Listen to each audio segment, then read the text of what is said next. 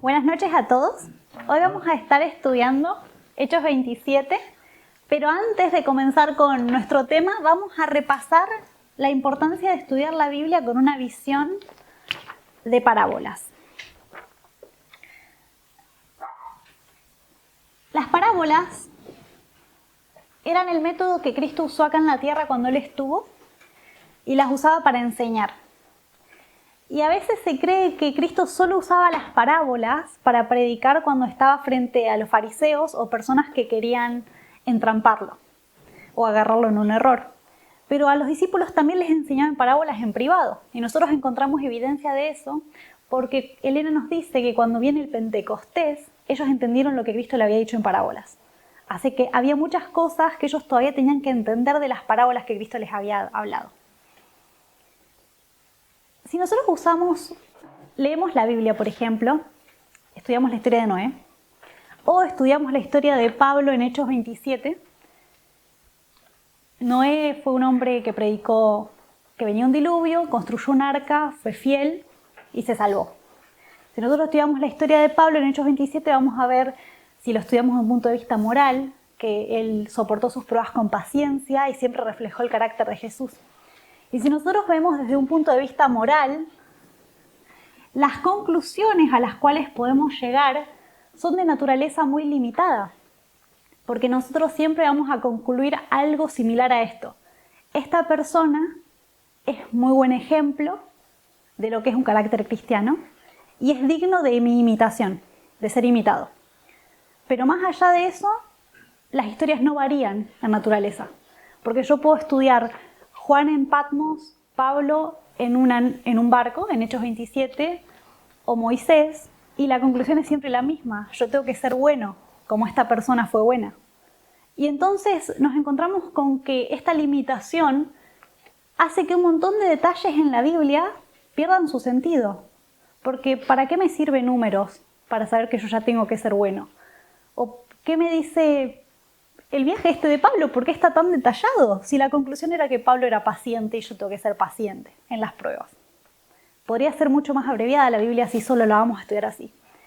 Pero cuando nosotros pensamos en parábolas, vemos cómo realmente se abre cada detalle. Elena nos recomienda usar las reglas de Miller para estudiar nuestra Biblia. Y en la primera regla nosotros encontramos que cada palabra en la inspiración tiene su peso, su relevancia, y no hay ningún detalle que pase desapercibido. Entonces, si se menciona una palabra o un número, por ejemplo 14 noches, o una ciudad, no es coincidencia.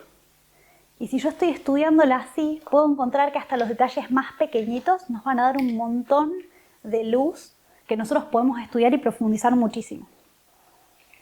También sabemos que la Biblia y los profetas no fue escrita para los tiempos de ellos, fue escrita para la última generación. Si nosotros pensamos, esta historia de Pablo no fue escrita solamente porque Lucas quería relatar la historia de sus expediciones a las personas que vivían en el mundo de su tiempo. Pensamos en realidad que Dios tenía el plan de que Lucas registre esto para nuestro beneficio. Y entonces la conclusión no puede ser que yo tengo que ser bueno nomás.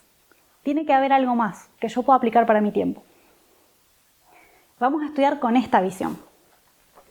Les pedí a las personas, por ahí algunos no sabían, pero que si podían leer un poquito Hechos 27 como para dar un vistazo general, tener una idea de qué se trata.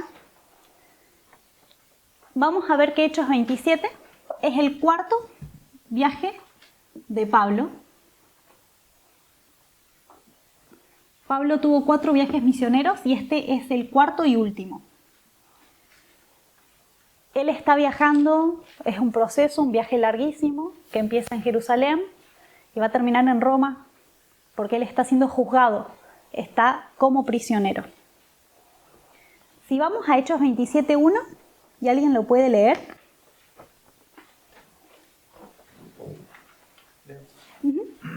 Cuando se decidió que habíamos de navegar para Italia, entregaron a Pablo y a algunos otros presos a un centurión llamado Julio, de la compañía Augusta. Entonces vemos que él era un preso.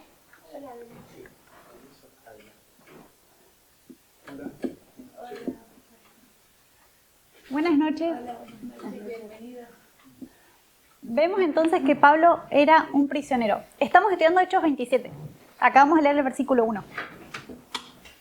Esta es una diferencia con sus viajes previos. En sus otros viajes, él era libre y los hacía con un objetivo de compartir el evangelio. Pero este viaje él no tiene la opción de elegir. Él está obligado a ir en este viaje, sea que tenga ganas o no. Vemos que en el proceso de Hechos 27 encontramos dos naves o dos barcos. ¿Cuál es la primera? Adramitina. Una nave adriamitena. Nave Adramitena. Versículo 2. Más adelante encontramos que ellos cambian A una nave alejandrina. a otra.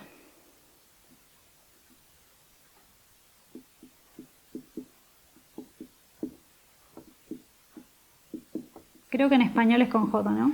Sí. Versículo 6. ¿Qué sabemos de esto? Adramitena quiere decir perteneciente a Adramitio. Es un puerto en Misia, en Asia Menor. Y vamos a ver su significado. Si nosotros buscamos, vamos a estar usando varios recursos. Vamos a estar usando diccionarios y la concordancia. Entonces yo voy a citar. Entonces ya les voy a decir ahora. Hitchcock es un diccionario bíblico que pueden usar online para buscar el significado de las palabras, que generalmente da los significados de los nombres. Tiene una larga lista de nombres y sus significados. Y Tyers es un diccionario que es hecho del griego y es uno de los más comprensivos y largos que hay. Vamos a estar usando estos recursos.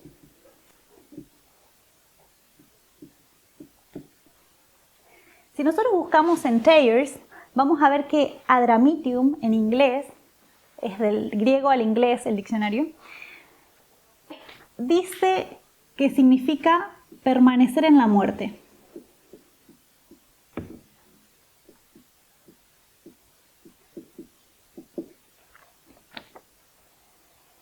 ¿Qué significa permanecer? Tiene una connotación especial, ¿no?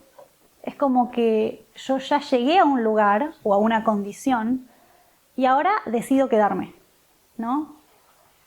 Yo ya estoy y entonces no quiero cambiar de posición.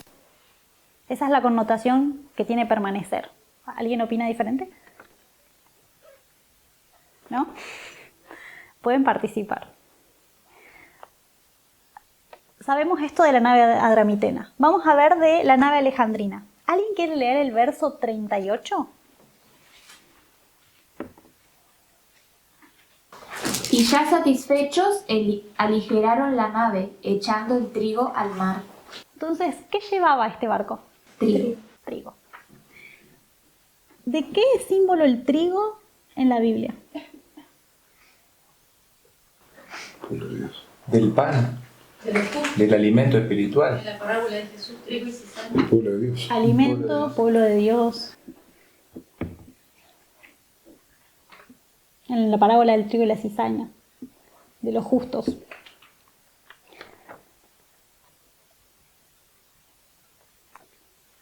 Este barco pertenecía a Alejandría y era un barco que estaba encargado de llevar trigo desde Egipto, que se cultivaba trigo a lo largo del Nilo, y alimentar todo el Imperio Romano. Y por eso estaba cargado con esto. Esa era la función del barco. Vamos a estar usando también LP, que es un libro que está en la app de Elena de White, que se llama Bosquejos de la vida de Pablo, pero no fue traducido nunca al español. Entonces es Life Sketches from the Life of Paul. Vamos a estar usando algunas citas de estas y yo la mandé un link al grupito de WhatsApp para que todos las puedan tener y las vamos a leer. Primero está la parte en inglés. Y después está la parte en español. ¿Todos la tienen?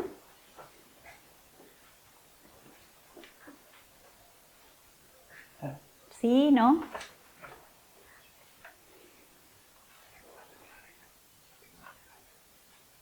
Bueno, yo voy a poner el código acá para las personas que van a ver el video después. Vamos a ver que en este libro el código es 265.2 y Elena nos dice, nos está hablando de la tormenta y nos dice que el buen barco luchaba contra la tempestad y las olas hablaban con la muerte. Era un buen barco.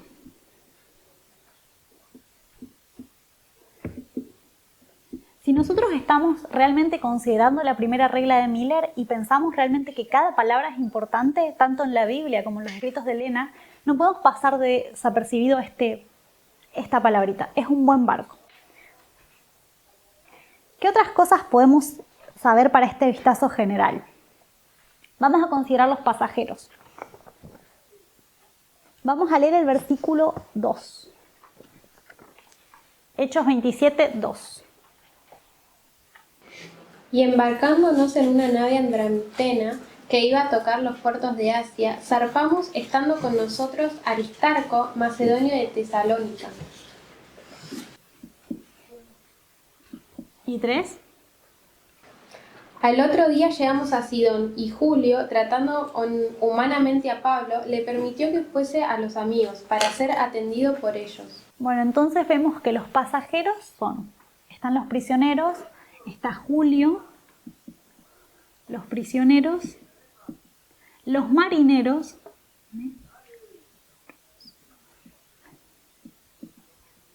Aristarco, Pablo, ¿y quién es nosotros? ¿Quién escribe el libro?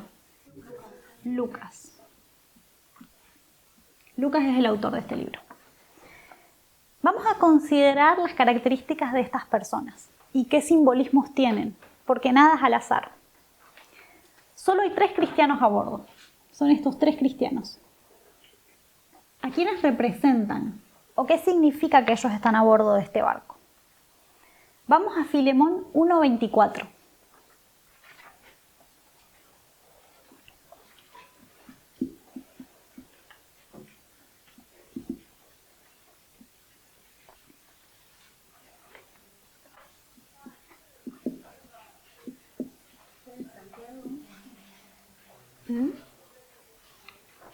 Está justo antes de Hebreos. Si llegaste a Hebreos te pasaste.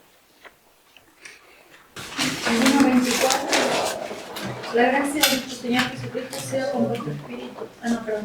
Te saludan Epafras, mi compañero de prisión por Cristo Jesús, Marcos, Aristarco, Demas y Lucas, mis colaboradores. Entonces, Aristarco y Lucas, ¿quiénes eran para Pablo? Colaboradores.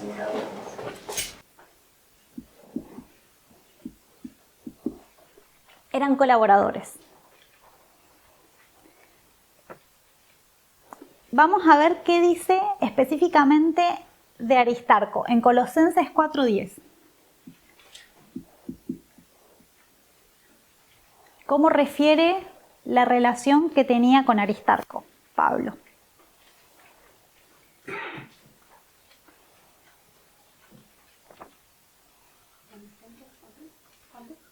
Colosenses 4:10.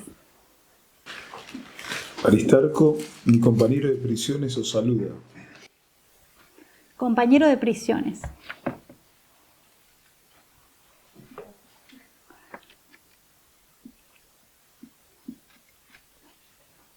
¿Ya todos están en el archivo?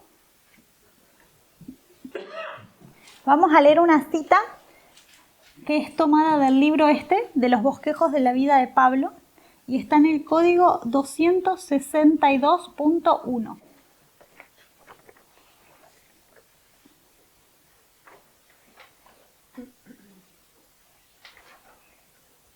Les leo.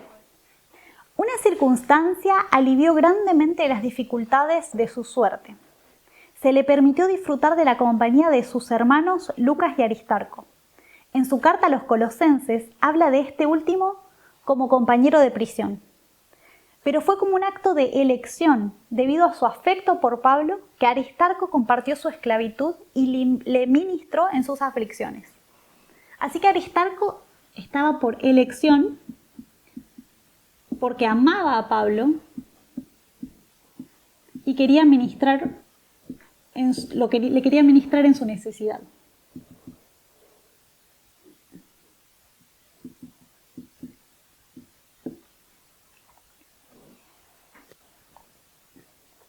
Si nosotros usamos el diccionario Hitchcock, que voy a escribir acá, voy a poner la versión resumida, nos dice que el nombre Aristarco significa el mejor príncipe.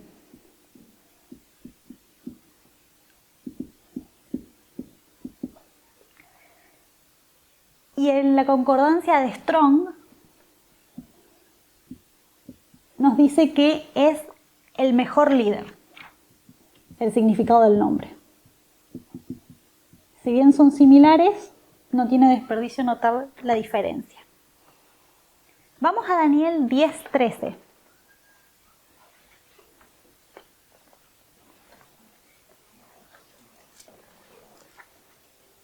Me piden que escriba un poquito más grande. Ya lo voy a hacer.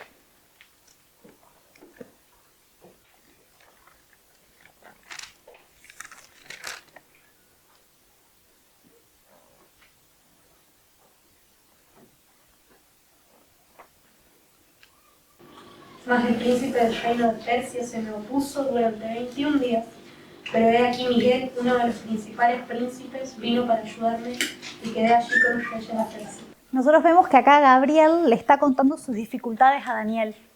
Y dice que cuando él no podía lograr algo, vino Miguel, que sabemos que es otro nombre para Cristo, que es uno de los mejores o líderes príncipes, a socorrerlo. Entonces encontramos que mejor líder y mejor príncipe representan a Cristo. 10:13.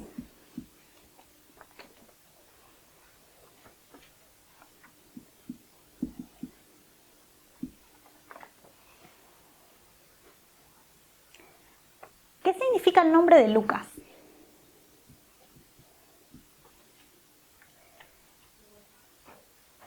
Si nosotros buscamos en Hitchcock, nos dice que significa luminoso.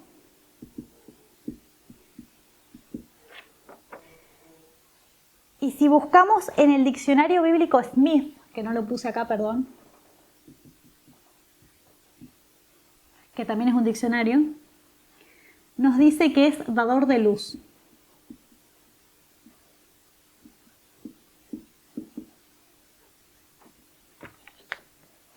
Es interesante que Lucas escribe el libro de Hechos, pero no habla de su propia experiencia ni de las dificultades que él pasó. Solamente habla de Pablo, Aristarco y la experiencia que tuvieron otras personas. Es realmente muy humilde en su relato.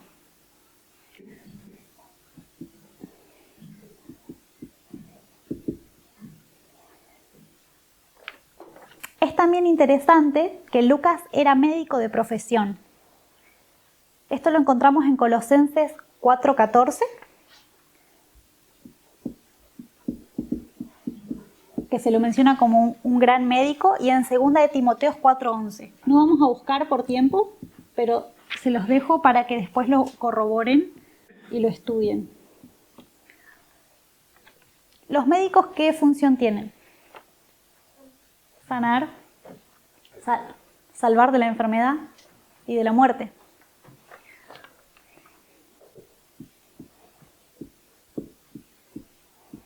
Nosotros podemos ver que si estamos pensando que Aristarco puede ser un símbolo de Cristo en esta historia, Lucas sería un símbolo del Espíritu Santo. Es alguien que da luz, es alguien que no habla de sí mismo, pero que relata algo para beneficio de terceros, que siempre en su relato da prominencia a otras figuras y cuya función es sanar o salvar y trabajar de esa manera. Entonces voy a poner acá Espíritu Santo.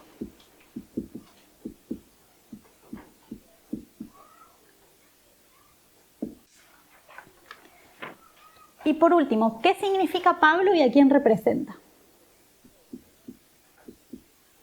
El nombre de Pablo, según Hitchcock, quiere decir pequeño o chiquitito.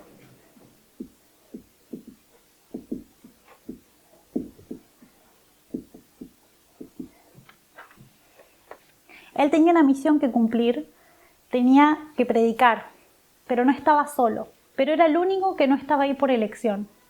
Y si nosotros pensamos en las experiencias que nos tocan a nosotros en nuestra en nuestro trayecto por esta vida, nosotros no tenemos elección. Pero Cristo y el Espíritu Santo son los que vienen a ayudarnos por elección propia porque nos aman y quieren ayudarnos en nuestra tarea. Entonces Pablo podría representar a personas cristianas, a seres humanos. Voy a borrar esta parte.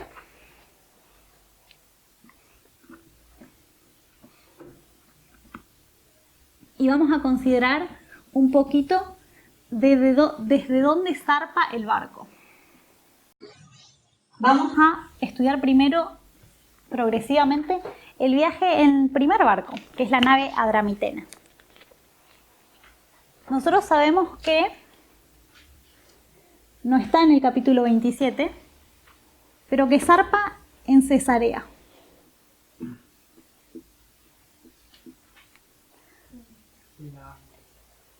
Sí, la quiero poner igual, porque es la ciudad de los Césares. Yo sé que está traducido sin la A, pero César es con A y me gusta. Y es por eso. Por eso es que se llama Cesarea. Vamos a ir a Hechos 24 al 25. Pero antes de eso, vamos a notar que Pablo estuvo 2 años preso en Cesarea, aproximadamente. Él había sido acusado por los judíos ante las autoridades romanas para que sea juzgado por sus creencias. Pero las autoridades seculares no encontraban ningún problema con la vida de Pablo. Era una persona íntegra que mantenía el orden, no tenía ningún crimen civil o ningún agraviante a su condición. Y la única razón por la que las personas lo mantenían preso era para agradar a los judíos, que eran las personas que estaban ensañadas en contra de Pablo y que pedían su muerte, su asesinato. Si nosotros vamos al capítulo 23 y 24, vamos a ver que Pablo estaba en Cesarea antes de empezar este viaje. ¿Quiere leer, Hugo? Capítulo 23 y 24.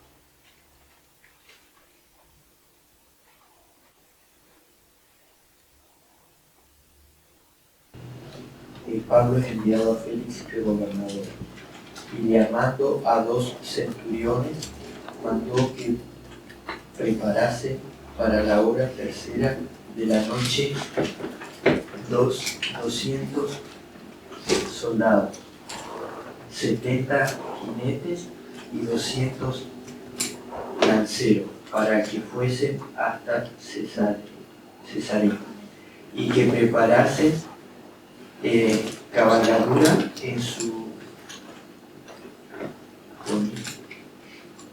poniendo a Pablo, le llevasen a salvo de Félix el gobernador. Entonces vemos que él estaba a cargo de esta figura prominente, de Félix, que era un gobernador romano. ¿Qué estaba haciendo Pablo en Cesarea? Estaba preso, pero él no desperdiciaba el tiempo. Y Dios le dio oportunidades de presentar razones de su fe frente a esta persona, frente a Félix. Y ahora vamos a estudiar un poquito eso. Pero antes de eso, como estamos considerando todos los detalles, queremos saber qué significa Cesarea, qué ciudad es. Es la capital de una provincia romana que se llamaba Judea, una gran ciudad gentil en Palestina, una de las más grandes. Acá Pablo estuvo esperando su viaje a Roma, y el significado que encontramos en el diccionario de Thayers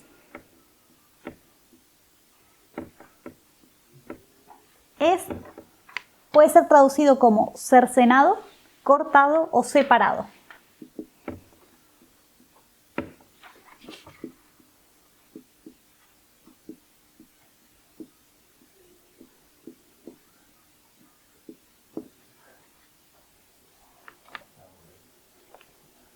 Emanuel dice que por eso capaz encuentra un link con la cirugía cesárea, que es cortar. Muy interesante.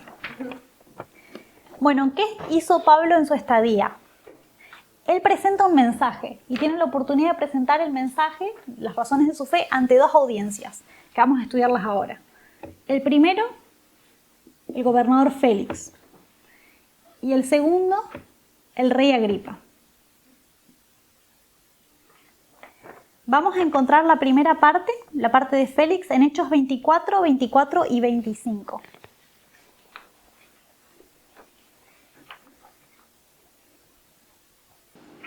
Algunos días después, viniendo Félix con Drusila, su mujer, que era judía, llamó a Pablo y lo oyó acerca de la fe en Jesucristo. Pero al disertar Pablo acerca de la justicia, del dominio propio y del juicio venidero, Félix se espantó y dijo: ahora vete, pero cuando tenga oportunidad te llamaré. Entonces, ¿el mensaje de qué era? De los 3 ángeles. Justicia, dominio propio y juicio.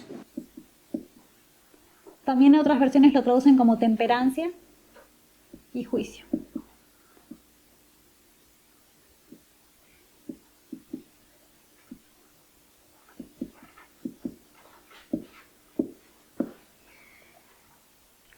Alguien mencionó el mensaje de los 3 ángeles. ¿Cuál es el mensaje de los 3 ángeles que anuncia el juicio venidero? El primero. El primero. Y el primero, a su vez, tiene 3 partes. Es como un fractal de los 3 mensajes angélicos. Como que está todo condensado en el primero y después está desarrollado cuando siguen el segundo y el tercero. Es como una introducción. Cuando uno hace una introducción a un artículo científico o algún libro, primero pones todo lo que vas a decir condensado y después lo decís de manera más larga. Lo desarrollas. Nosotros vemos que esto es un mensaje de 3 partecitas que anuncia un juicio venidero. Y entonces nosotros podemos hacer una aplicación. Y vamos a hacer aplicaciones en un ratito. Pero esto lo compararíamos con el mensaje del primer ángel, primer mensaje angélico. Apocalipsis 14, 6 y 7. Vamos a considerar la respuesta de Félix. ¿Qué dice el versículo 25 de cómo Félix responde a este mensaje? Ahora vete. Se espantó y dijo: ahora vete. Se espantó. Se espantó. Cuando tenga oportunidad te llamaré. No, pero la reacción es el espanto, el miedo, el terror, El temor. Primero a Dios y date gloria. Esta reacción se equipara con la reacción que sienten las personas al escuchar el primer mensaje angélico. Es temed a Dios y dadle gloria. Y es un temor, porque nosotros nos damos cuenta de que somos pecadores y no estamos preparados para el juicio que se avecina y se nos está anunciando. Y este miedo nos induce a buscar aquello que no tenemos. Nos damos cuenta de que somos pobres y este miedo nos induce a buscar aquellas cosas que nos puede dar Jesús, que nos pueden hacer ricos a nuestra pobreza espiritual.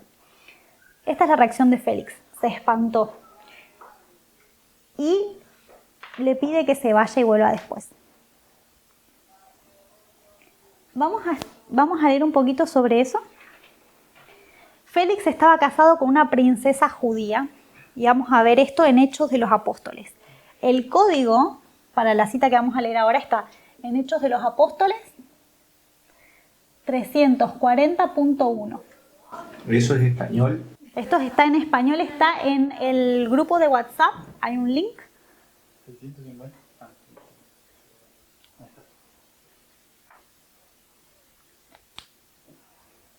¿Alguien que tenga una voz clara y lo quiera leer? Yo puedo leer. Tania. Bueno, que lea otro. Dale. Dice, la princesa judía entendía bien el carácter sagrado de esa ley que tan desvergonzadamente había transgredido, pero su prejuicio contra el hombre del Calvario endureció su corazón contra la palabra de vida. Pero Félix nunca antes había escuchado la verdad, y cuando el Espíritu de Dios convenció su alma se conmovió profundamente.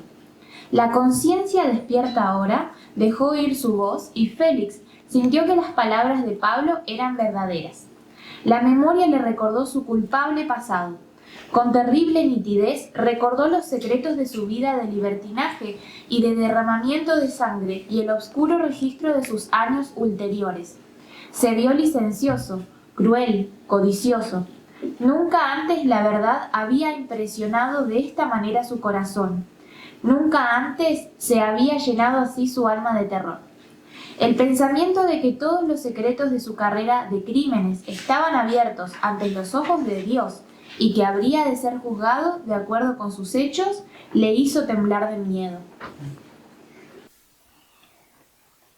Entonces se despertó su conciencia por primera vez. Él no conocía esto, él no conocía estos mensajes. Su esposa sí tenía un conocimiento sobre la ley de Dios, pero él nunca había escuchado la verdad. Es la primera vez que la escucha, se despierta su conciencia, se acuerda de todo su pasado, se reconoce pecador y esto le infunde un terror que nunca había sentido así. Vamos a Hechos 25, versículo 13. Vamos a considerar la otra persona a la cual Pablo presentó su mensaje, el rey Agripa.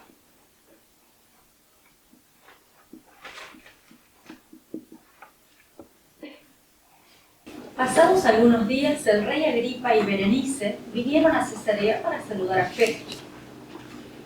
Y ahora vamos al 26, 1 al 3. Miriam, si puedes seguir. Entonces Agripa dijo a Pablo: «Se te permite hablar por ti mismo». Pablo entonces, extendiendo la mano, comenzó así su defensa. «Me tengo por dichoso, rey Agripa, de que pueda defenderme hoy delante de ti, de todas las cosas de que soy acusado por los judíos. Mayormente porque tú conoces todas las costumbres y cuestiones que hay entre los judíos, por lo cual te ruego que me oigas con paciencia».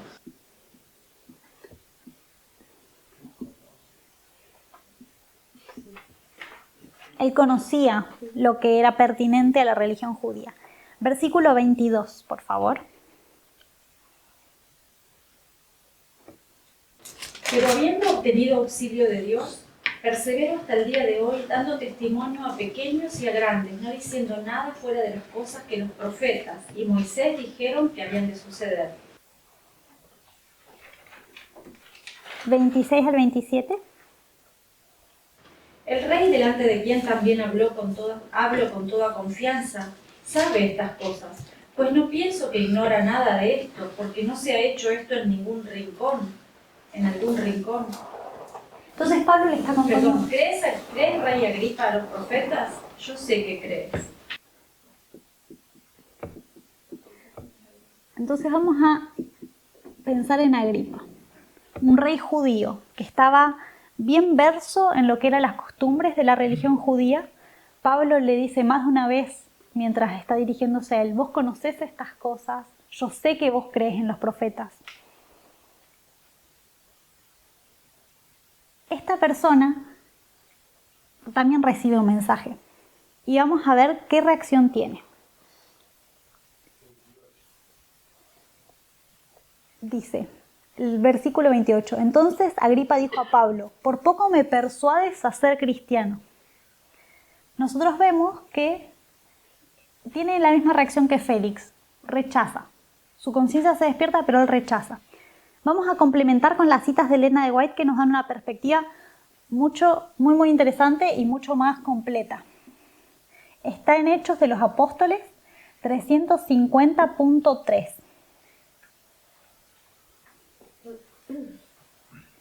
Les leo. Sí. Aunque Agripa era judío, no sentía el celo fanático ni el prejuicio de los fariseos. ¿Podía este hombre ser suelto?, dijo Festo, si no hubiera apelado a César. Pero como el caso había sido remitido al tribunal superior, estaba fuera de la jurisdicción de Festo o Agripa. Vamos a la traducción de la cita que está abajo, la puse en el puntito. Después de ciertos días, el rey Agripa y Berenice, esta última está en LP 254.1. Agripa y Berenice vinieron a Cesarea para saludar a Festo. Sabiendo que Agripa estaba bien versado en las leyes y costumbres de los judíos, Festo, durante esta visita, llamó su atención sobre el caso de Pablo, como prisionero dejado en cautiverio por Félix. El interés de Agripa fue despertado por el relato que Festo dio sobre el caso y expresó su deseo de ver y escuchar a Pablo por sí mismo. Por consiguiente, el día siguiente se fijó como momento para la entrevista. Pablo no debía ahora defenderse ante un nuevo tribunal, sino era solo para satisfacer la curiosidad de una audiencia privada, para proveer una hora de entretenimiento a los distinguidos invitados. Vamos al siguiente párrafo. ¿Qué contraste se presentaba allí? Agripa y Berenice estaban desprovistos de los rasgos de carácter que Dios estima. Eran transgresores de su ley, corruptos de corazón y de vida. Dios y los ángeles aborrecieron su curso de pecado. Pero debido a que poseían en un grado limitado poder y posición, eran los favoritos del mundo. Y ahora lo compara con Pablo. Aquel anciano prisionero, encadenado a su guardia militar, no presentaba nada imponente ni atractivo en su vestido ni en su apariencia, para que el mundo le rindiera homenaje. Sin embargo, este hombre, aparentemente sin amigos, ni riqueza, ni posición, tenía una escolta que los mundanos no podían ver. Los ángeles del cielo eran sus ayudantes. Si la gloria de uno de esos brillantes mensajeros hubiera brillado, la pompa y el orgullo de la realeza habrían palidecido ante ella, y el rey y los cortesanos habrían sido golpeados a la tierra, como lo fueron los guardias romanos en el sepulcro de Cristo. Todo el cielo estaba interesado en este hombre, que ahora prisionero por su fe en el Hijo de Dios.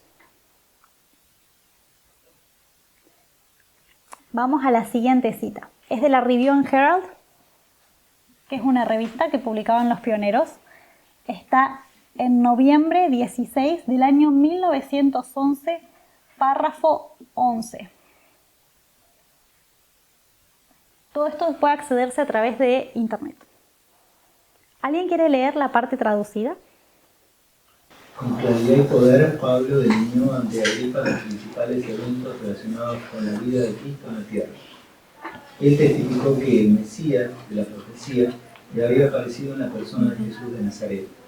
Mostró cómo las escrituras del Antiguo Testamento habían declarado que el Mesías debía aparecer como un hombre entre los hombres y cómo en la vida de Jesús se habían cumplido todas las especificaciones descritas por Moisés y los profetas, con el propósito de redimir un mundo perdido. El divino Hijo de Dios había soportado la cruz, despreciado la vergüenza y había ascendido al cielo triunfante sobre la muerte y la tumba. Entonces el mensaje era cómo se cumplió la profecía en la vida de Cristo, comparando el Antiguo Testamento con este Nazareno, que Pablo decía que estaba resucitado. Es interesante que dice, delineaba los eventos. Es como que él ponía una línea y marcaba todos los hitos sobre esa línea. Nosotros hemos estudiado en otros estudios que Elena describe la profecía como una delineación de eventos. Y eso fue lo que Pablo hizo. Le mostró los principales eventos relacionados con la vida de Cristo. Le estaba enseñando profecías. Línea sobre línea.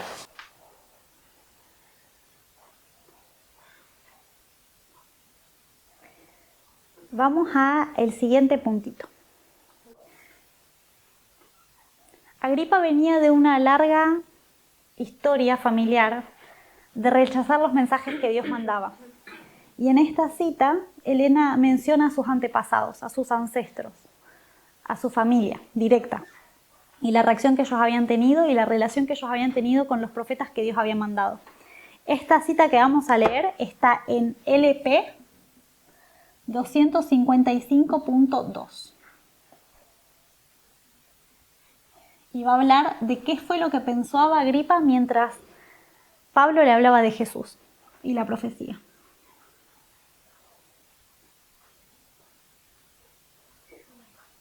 Acá solamente de Agripa, al escuchar estas palabras, se remontó a la historia pasada de su familia y sus esfuerzos infructuosos contra aquel a quien Pablo estaba predicando.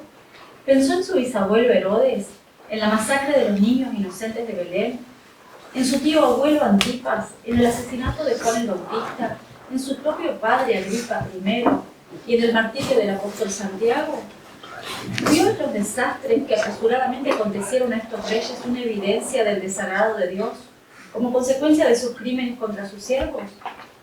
¿Acaso la pompa y el despliegue de ese día le recordaba a Agripa el tiempo en que su propio padre, un monarca más poderoso que él, estaba en esa misma ciudad, vestido con ropas resplandecientes, mientras la gente gritaba que él era un dios? Había olvidado cómo, incluso antes de que los gritos de admiración hubieran desaparecido, La venganza rápida y terrible le había sucedido al vanidoso rey.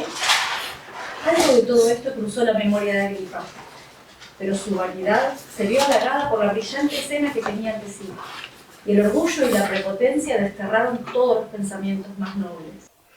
Entonces la mente de Agripa, al escuchar estas palabras, se remontó a la historia de su familia, y su familia había tenido muchos esfuerzos en contra de Cristo, aquel a quien Pablo predicaba, y fueron infructuosos, dice Elena. Su bisabuelo Herodes trató de matar a los niños en Belén. Su tío abuelo fue el que asesinó a Juan el Bautista. Agripa I, su padre, porque él era Agripa II. Agripa I asesinó al apóstol Santiago. Venía de una larga línea de personas que asesinaban a los profetas. Y él era la cuarta generación. La cuarta generación mencionada.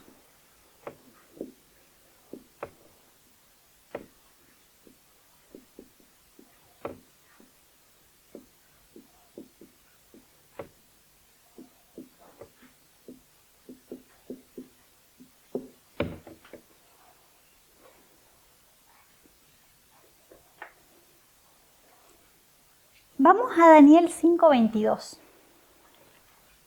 y vamos a comparar Daniel 5:22 con Hechos 24.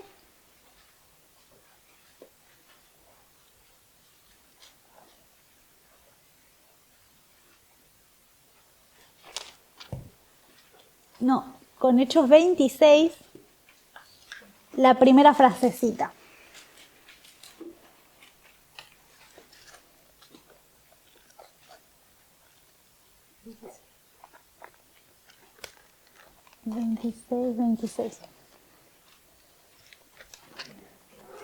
Daniel 5:22.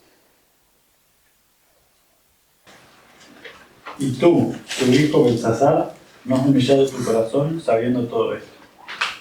Belsasar era la cuarta generación. ¿Alguien se acuerda las generaciones? Adrián. Y Nabucodonosor. ¿Cuál? Nabopolassar era el padre de Nabucodonosor. Nabopolassar, estaba Nabucodonosor, el que pone firme el imperio, Nabonido, que estaba haciendo expediciones,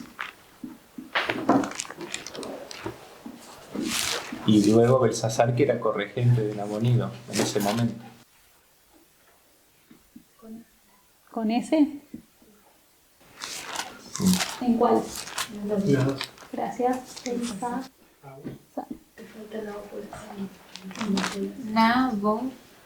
De cualquier manera, ¿Aus? Sí. Si tomás de Nabucodonosor, también son 4 sucesores de la familia de Nabucodonosor hasta Belsasar. Tenés Nabucodonosor, Evil-Merodach, Lavash y Marduk y Belsasar. Ok. ¿Cuáles serían? Porque Nabonido es corregente con Belsasar. Evil-Merodach aparece al final de Segunda de Reyes. ¿Y él quién era? Era el hijo de Nabucodonosor. El hijo de Nabucodonosor. ¿Y el otro? Bueno, no lo sé escribir así. El otro es Lavash y Marduk. Lavash. Además, entre Evil-Merodach y Lavash y Marduk tenés a Neri-Glisar, que es el cuñado de Nabucodonosor. ¿Que reina también? Que reina también. Bueno, pero de la familia directa de Nabucodonosor son 4, entre Nabucodonosor y Belsasar incluidos. Yo solo quería marcar de todas maneras, no las personas, o sea, quería marcar las 4 generaciones desde la persona que estableció el imperio, porque sabemos que Belsasar fue el momento en que Babilonia es juzgada y Babilonia cae en manos de los medo-persas como parte del juicio divino de los 70 años que Dios le había dado para que ellos sean probados. Y cuando Medo-Persia conquista, termina su tiempo de gracia. Y esto ocurre la noche que Daniel le dice esto a Belsasar. Está la escena del ángel, o la mano invisible, que escribe en la pared, y Daniel es llamado a interpretar esto, porque él era un profeta. Y él le dice, o sea, es muy tarde, o sea, Dios ya trajo juicio. Y la razón por la que trajo juicio es que vos fuiste muy orgulloso, sabiendo todas las cosas que acontecieron a tus antepasados, aún así no humillaste tu corazón. ¿Qué características vemos en la vida de Agripa? Pompa, orgullo, la misma que sus antepasados, orgullo, y murieron a causa del orgullo y sufrieron consecuencias a causa del orgullo. Y él, sabiendo todas estas cosas, igual tiene esta actitud. Y eso es lo que queremos remarcar.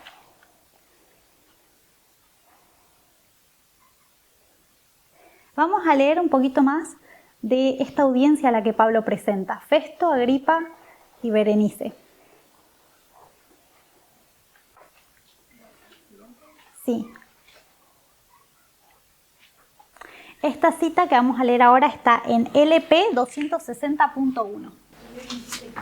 Ahora, ¿vamos a estudiar de Festo? Vamos a estudiar en un ratito.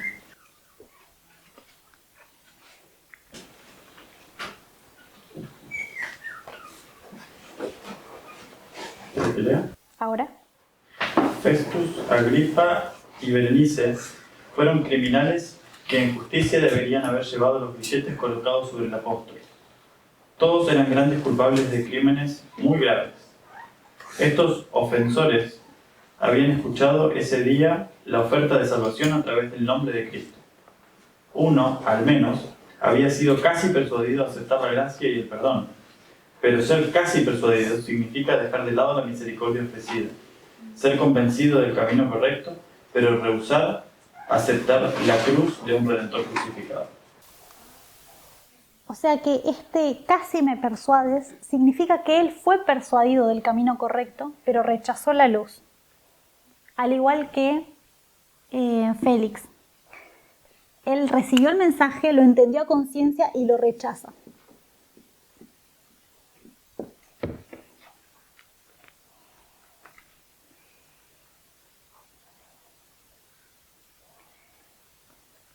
Vamos a considerar algunas otras cosas relacionadas a Cesarea.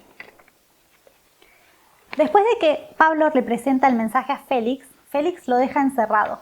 Pero la visita de Agripa y Berenice la recibe Festo, que fue el nuevo gobernador romano que tomó el lugar después de Félix. Hubo un cambio en el gobierno secular. Festo era el nuevo gobernador de Cesarea.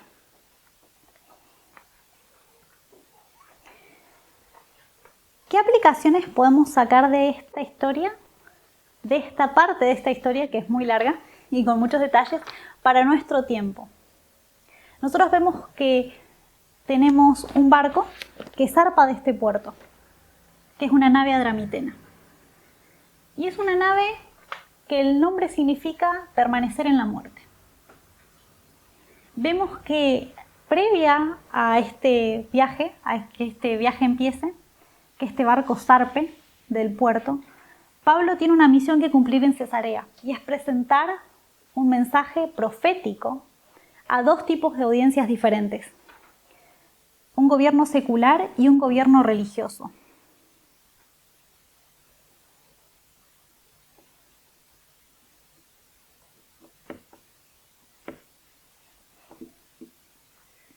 Vemos que el gobierno secular, en justamente este tiempo, que significa ser cortado, y es el momento en el que llega el primer mensaje angélico, porque vemos que es un mensaje de justicia, temperancia y que anuncia el juicio venidero, que lo podemos alinear con el primer mensaje angélico de Apocalipsis, que despierta conciencias y da temor a las personas, y llega justo en la cuarta generación.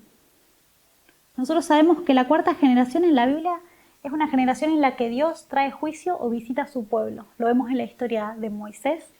Era la cuarta generación cuando el libertador nace. Lo vemos en muchos lugares. Hasta en los 10 mandamientos hay una mención con respecto a esto. Es en la cuarta generación cuando Dios trae juicio sobre su pueblo y los visita. Y justo en este tiempo, Dios pone a alguien que era chiquito, era pequeñito, para que haga un trabajo, que es dar un mensaje. Y se lo da a dos poderes, secular, religioso, a Félix y a Agripa.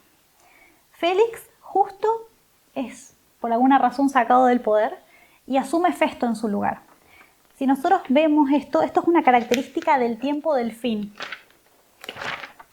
Vamos a alinear Cesarea No sé cómo hacerlo para que me entre todo. Perdona, Félix y Festo son gobernadores romanos Romanos. en ese lugar. En Judea. Y Agripa era un rey judío que era tolerado por los romanos.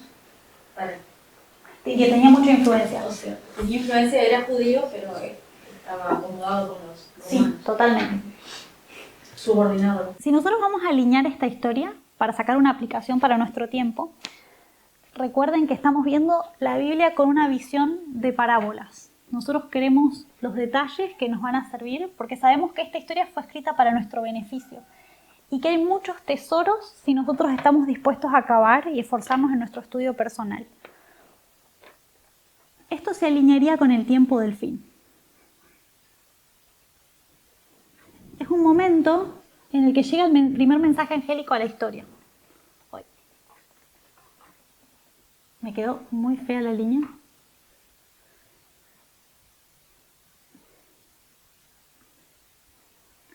Vemos que siempre en los hitos del tiempo del fin de las historias que estuvimos estudiando antes hay un cambio en el liderazgo secular.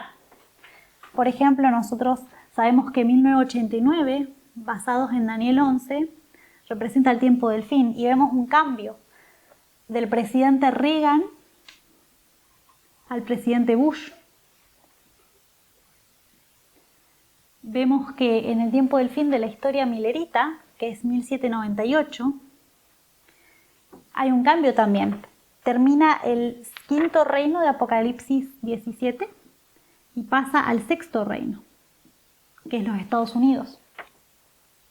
Nosotros vemos que si lo alineamos con la historia, con esta historia de cuando el pueblo de Dios está por volver a reconstruir su templo, con el decreto de Ciro se alinea con el primer mensaje angélico si estamos comparando historias, porque es el primer decreto y ellos pueden volver a reconstruir. Y ahí también hubo un cambio de liderazgo. Darío muere y Ciro asume el poder y también es considerado como un momento en el que empieza una reforma. Y esto es muy interesante. Si nosotros estamos comparando, podemos ver que la cuarta generación es relevante porque es la generación en la que Dios se propone hacer algo por su pueblo y envía un mensaje. ¿A quién representaría el poder secular en nuestros días? ¿A quién representaría Félix en nuestros días? ¿Quién gobierna la tierra gloriosa? Nosotros sabemos que Palestina es la tierra gloriosa literal, pero espiritualmente en la profecía, en Daniel 11, encontramos la tierra gloriosa espiritual, que es representada, ¿o quién es? Por Estados Unidos. ¿Quién gobierna Estados Unidos? El gobierno secular. El presidente. El presidente. Y también sabemos, sí, gracias. Fue medio redundante. Y el poder religioso, el Israel espiritual, que también está en la tierra gloriosa, que es Estados Unidos, y nació ahí, ¿quién es? Eran las iglesias protestantes. La iglesia adventista. La iglesia adventista. Nosotros sabemos que Elena dice que la iglesia adventista es el Israel espiritual.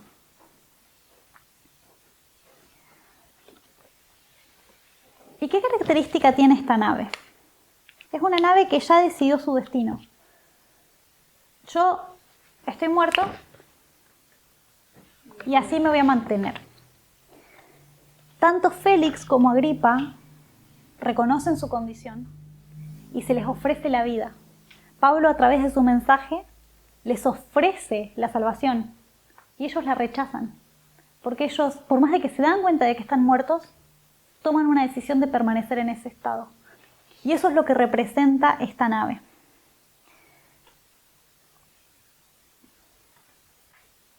Un grupo de personas que cuando es presentado con un mensaje, decide que está satisfecho con su condición actual. Vemos que Agripa tenía una familia que había matado a los profetas. ¿Fue Jesús el que dijo que los profetas solo mueren en Jerusalén?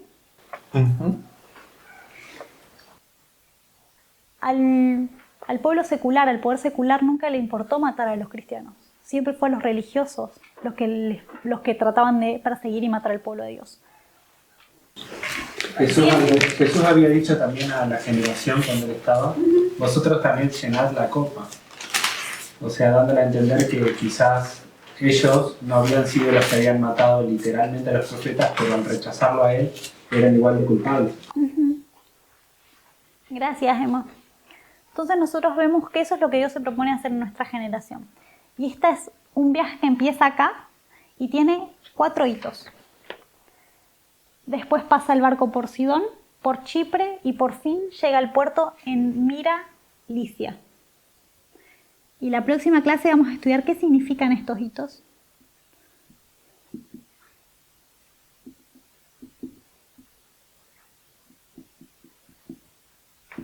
Y qué significa este viaje en barco que emprende Pablo. Pero se dan cuenta que empezamos a estudiar un capítulo y solo avanzamos 2 versículos. Y miren toda la información que encontramos.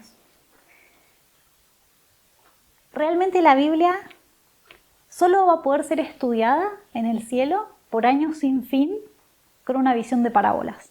Porque si nosotros pensáramos que en el cielo vamos a tener mentes más poderosas, porque vamos a tener una nueva maquinaria, vamos a ser más saludables, y la estudiamos como muchos la hemos estudiado hasta el día de hoy, solo con una visión moral, se acaba muy rápido. Pero Él nos dice que vamos a estudiarla por siglos sin fin. ¿Cómo? Hay gente que ya se memorizó grandes porciones de la Biblia acá en la tierra, con mentes finitas y chiquitas. Realmente solo vamos a poder hacer eso y sacarle todo el jugo considerándola a través de esta perspectiva, que es la perspectiva en la que Cristo prefiere enseñar, que sume toda lección, las parábolas. Así que bueno, vamos a repasar un poquito. Vimos que Pablo estaba preso en Cesarea y él, después de cumplir su misión, va a emprender un viaje. Pero no está solo, está acompañado por Aristarco, que es el mejor príncipe o el mejor líder, que es un personaje que representa a Cristo. Él amaba mucho a Pablo y elegía de voluntad propia estar con él en sus sufrimientos. También tenemos a Lucas, que además de curar a las personas, se dedicó a relatar y registrar todo para beneficio de terceros. Una persona muy humilde que nunca habla de sí misma. Y representa al Espíritu Santo, que también está acompañando. Y después estamos nosotros, que somos como Pablo. No elegimos estar acá, no nos queda otra. Somos chiquititos, pero tenemos la certeza de que no estamos solos. Y nosotros también vamos a transitar en 2 barcos a través de este viaje. Primero en una nave, después en la otra. Pero las naves nos representan experiencias diferentes. Y es nuestra elección si vamos a querer permanecer en la muerte o ser trigo que va en la nave alejandrina, que vamos a estudiar más adelante. ¿Alguna pregunta?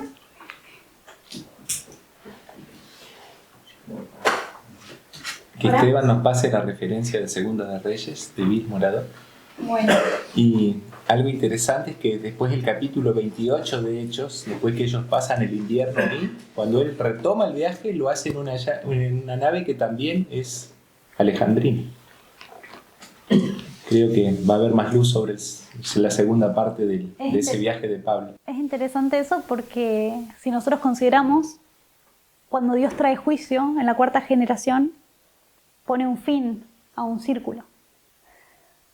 Nosotros sabemos que Agripa era Herodes Agripa II, ese era su nombre completo, y él fue el último de los Herodes. Nos dice Elena en la última cita que puse en el archivo. Él, cuando sufre el juicio divino y rechaza el mensaje, ya su familia no sigue más a perpetuidad. Hay un fin. Así que tiene mucho sentido el comentario que hizo Adrián, porque... por eso. ¿Oramos?